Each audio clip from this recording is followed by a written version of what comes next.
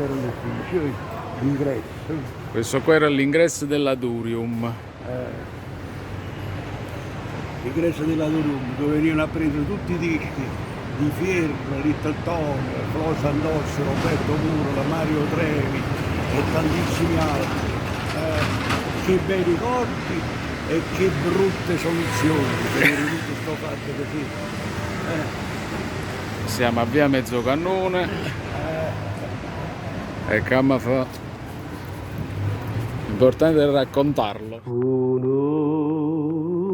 non sai quello che fai quando mi guarda con questo occhio nero.